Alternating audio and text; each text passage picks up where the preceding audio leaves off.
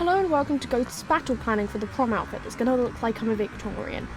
Because why go with a modern thing when I can go, yes, let's make a Victorian outfit. It's time for Ghost and Goose stitching! So the first stage of coming up with your prom outfit is probably making a Pinterest board, which I did. Here it is in actual visual format, and then I loaded up one of the fashion outlines I have saved on my laptop that I drew up a while ago. And I started drawing on the chemise and the stockings because they're what I need to make first. Well, I need to make the chemise second. We've got to make the corset first because that's going to take the longest. And then I started colouring in because we're doing this in full colour, people. I want it in full colour so I can actually see what it's going to look like at the end. Hopefully. It should look like this in the end. My drawing's a bit off though. So I've got to make those little things to hold up the stockings when I actually get hold of stockings and figure out where the hell I have to tie those things. And the chemise is literally just going to be plain white cotton. What else is it going to be? It's going to be the middle of summer. What am I drawing here? I don't know what I drew there. And then we're moving on to the corset. The corset's going to be white and it's going to have green accents and stuff. The bust I've actually got, which we'll get to later, I've got to get a new one. So I'm going to have to start by just sewing the panels in again, which is what I did before. The bust can kind of go in right at the end. Conveniently, that's probably not the right method to do it, but we don't tell. Actually, I've told you all now. I made a corset as one of my first big sewing projects. I'll be fine. And it was done historically as well, as far as I could. I hand-stitched most of it in the end. Because my machine had a meltdown, which is fun because we're going to try and use that machine for this project. It is a Hengstenberg one. It's from about 1900. We can't find a specific date.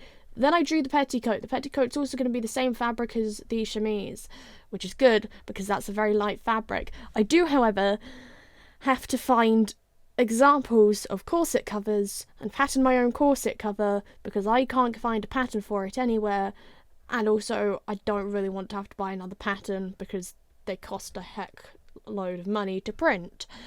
So we need it though to kind of help smooth out the shape of it because I have to wear a modern shirt because I can't make shirts and I don't feel like making one.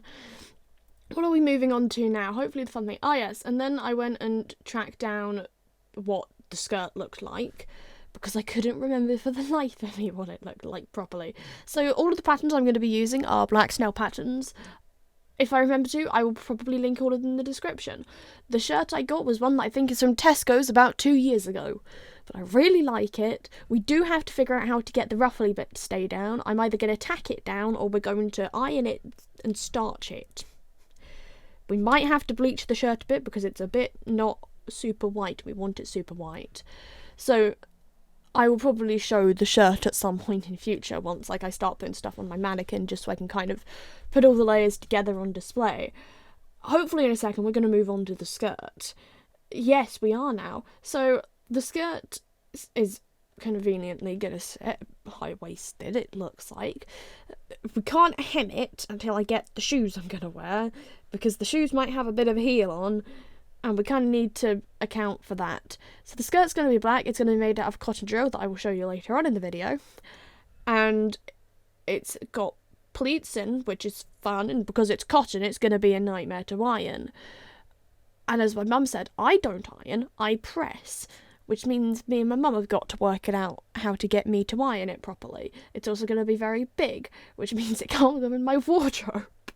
And then the waistcoat, another black snail pattern. And we're doing this in a green cotton drill. I got my cotton drills from John Lewis, which if you're from America and I don't think you have John Lewis, it's some big kind of department store we have here in the UK, and it turns out they sell fabric and they happen to have two fabrics that are relatively heavy in weight because I want structure. And then I drew in my hair because I might try and colour. Oh yeah, we're going to get a green ribbon that's going to go around my neck probably because I can. I also have a pin badge that I found in a local vintage charity shop thing. It's so pretty, but we'll show you things like that later. I will do, and we're going to try and do a straw hat because I want a hat. I'm going to decorate it myself because I know how to make starched flowers. I need to perfect them. I'm trying to learn stump work anyways next week, so that'll be fun. Then I signed the picture, and this is the outfit. This is the look. Here we have all the corset supplies. I'll probably try and remember to link below. We have bias binding, white cotton couture. What are we going to look at next? We have lacing, but this time it has the little metal things on the end. I was very excited about that. We have like 10 meters of that tape stuff, which honestly I might end up using for binding things. We have bones that are spiral steel. They're slightly too long.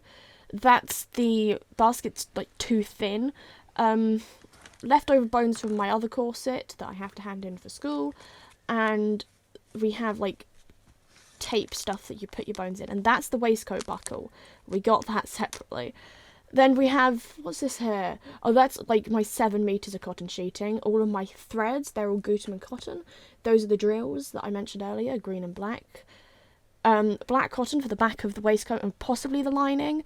However, we got this because I might do a silly lining on the inside. And then the patterns, as I said, are from Black Snail Patterns, and we got them printed. And if you've stuck around this long, you're now getting to see the Top Gun cover that I made for my sketchbook. Woo! It's so cool.